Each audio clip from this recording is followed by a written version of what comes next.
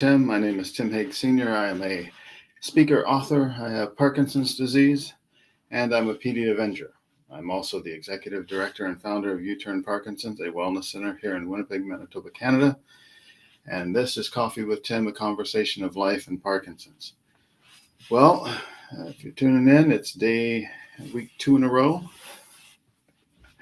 I seem to be on a bit of a trend for me, and I'm happy about that. I have been promising folks that I would get back at Coffee with Tim, and I appreciate all the encouragement that I have received from a number of you on getting back on here and doing my thing. So I appreciate that. So today I want to talk about a little bit more about traveling and give you show you some more photos from our trip to France this year, and give you some travel tips, some Parkinson's travel tips. So let's jump right in here. I'm going to switch over here and show you a couple of pictures that I've got set up for you.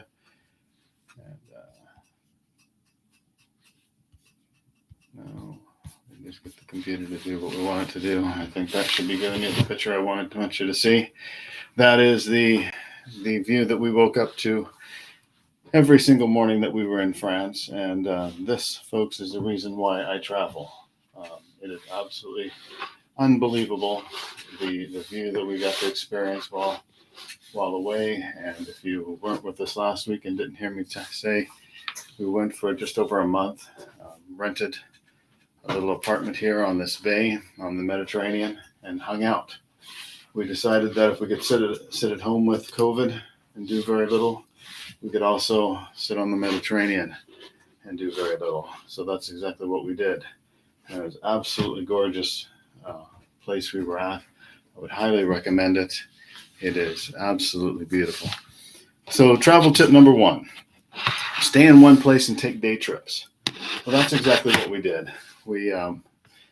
This is looking off the balcony of our apartment that we rented, and we stayed here for the entire time that we were, well, not the entire time we were gone. Of course, there's transit hotels and whatnot, but this is where we spent the bulk of our time, and it was absolutely fantastic. From here, we could hike to 15 different little villages, all outdoors kind of thing. So we could choose to be in contact with as much or little people as we wanted. While we were here, we could make a breakfast, lunch, supper. Every day we could eat out if we chose to, and it just made life so very, very nice.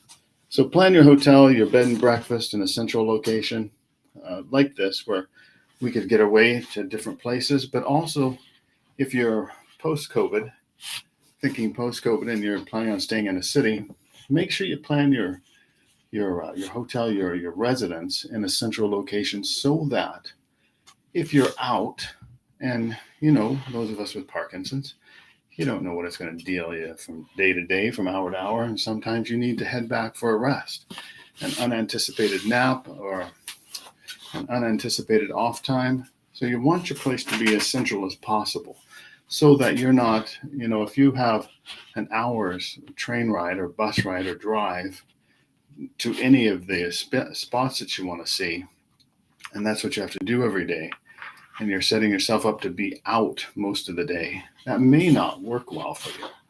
Because I know I have found that there are often times we'll be traveling somewhere, and the day just doesn't go exactly as you planned. You don't feel the way that you thought you were going to feel, and you end up needing to head back and have a nap or have a rest and just have some downtime. And so you don't want to be, on the far end of the city, and all of your stuff that you're wanting to do way out over somewhere else. So my suggestion is make sure you plan a central location where you can stop and head back if you need to.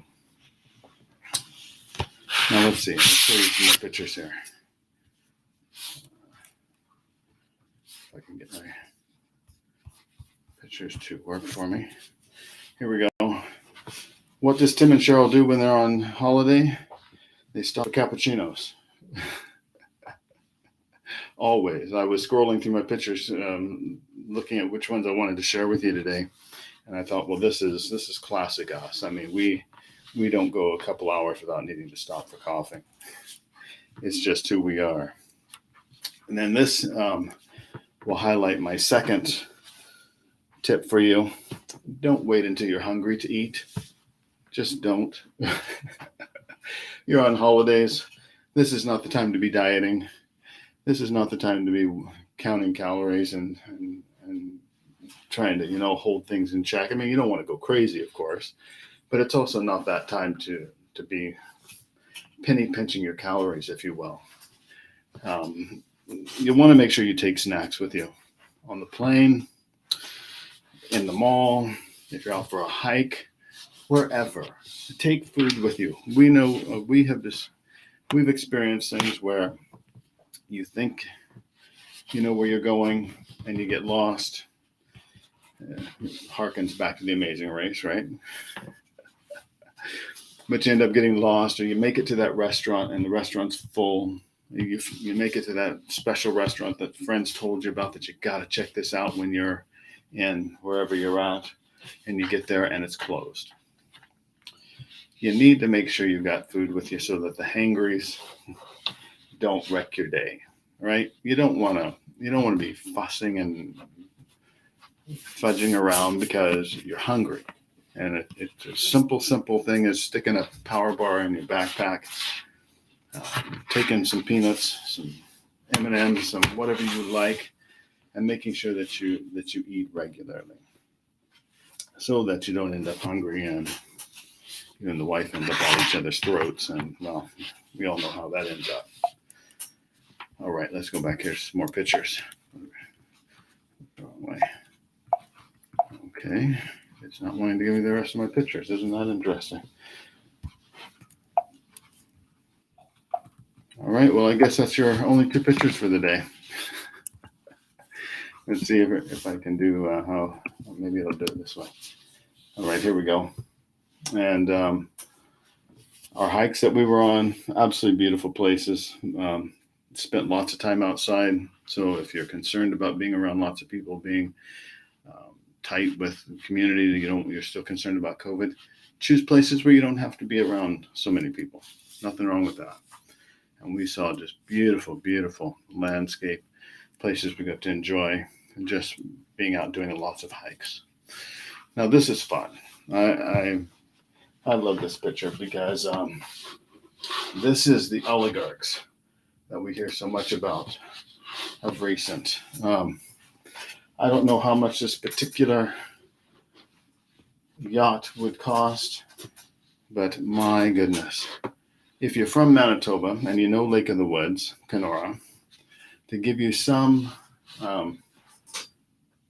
scope here, these guys would be big yachts for what we see at Lake of the Woods, down around Kenora, that kind of place. You probably wouldn't even see this size of yacht, but they would be closer to what we would be used to seeing in Canada, maybe the US. Compared to this guy. I mean, this thing is massive. This has to be several $100 million that this thing is worth. And it's the type of thing that they talk about, the Russian oligarchs, that the various governments around the world are trying to abscond with. And let's see if I can give you one more picture here. Come on. It's just not wanting to cooperate with me here today. But we'll just do this. As you can see here, he's got a helicopter pad on the back of the ship. So to give you some sense of scale, how big that thing is, absolutely amazing. So again, one of the reasons we travel, we don't see this in Winnipeg every day. And we'd like to get out and see stuff. So there we go. I hope that did what it was supposed to do and that it shared my screen appropriately. Now I need to, I wonder if I did. I hope you saw those pictures. Hello, good morning, Amy. Amy, give me a thumbs up if you saw those pictures, or anybody else who's watching. Yeah, give me a thumbs up if that actually worked. My technology and Parkinson and technology skills don't always work hand in hand. So if you didn't, I will post them with the video after. So anyway, back to what we're here to talk about today. Let's a few updates with U-turn Parkinson's that you'll want to know about. Let's see, did I wrap that up? Did I wrap up my traveling? I was going to say that, you know what, if you're not comfortable traveling yet, that is totally cool. Completely get that. But I really want to encourage folks to start thinking about getting out in safe ways, in ways that you can manage and be comfortable with, and get back out and start living life again as much as possible. And part of that goes to U-Turn Parkinson's. We have got lots of stuff going on. And I want to start by saying that we are saying goodbye to one of our longtime coaches. Joanne has been with us for 5 years as of this month. And so she's got lots of stuff going on at home with family and commitments and whatnot. So she's feeling the need to call it quits, at least in the coaching department. I'm sure she'll still be around in lots of other ways, volunteering a bit and whatnot. But just wanted to say how much we appreciate our volunteers, our coaches, all the people who make U-Turn Parkinson's happen. Because it's easy for people to see me, to see what I'm doing out there and think that I make it all happen. And heaven knows that is not the case. We have relied on Joanne and others like her so much over the last 6 years. And just want to say thank you to her for all that she's given to us in making U-Turn Parkinson's the great place that it is. And then a big thank you to everybody who's going to make Winging It for Parkinson's a success. A week from Saturday, May 28th, is our classic wing eating relay. We have room for one more team. One more team. If you haven't put it in a team and you've been thinking about it, now's the time to act. And if you don't want to put it in a team, if you don't want to be involved in the race, you can pre-purchase a ticket. They're $10, I believe, in advance, 15 at the door, 20 at the door, something like that. And it's all on the website. And but I'm really super happy to tell you that we have something brand new this year that we've never done before. A celebrity team. Nicole Dubé, Terry Apostle from Winnipeg's CTV Winnipeg Morning Live, and their team will be joining us this year. And I'm just super pumped that they have said yes to our request to come out and support us. And so come out and cheer them on if you would like. Support them. Send a donation to their team, and let them know that you appreciate them supporting U-Turn Parkinson's. That's super cool. I'm just really pumped about that. So that's Winging It for Parkinson's, a week from Saturday. One team spot left and room for lots and lots of spectators. So come down, watch, and join us in a great evening. And then the Walk to U-Turn Parkinson's. This is coming up September of 2022. It'll be our first walk. We tried this last year, and COVID just kind of wrecked everything. So we're going to give it a go this year again. And this is our own U-Turn Parkinson's walk. This isn't a walk that's affiliated with anyone else.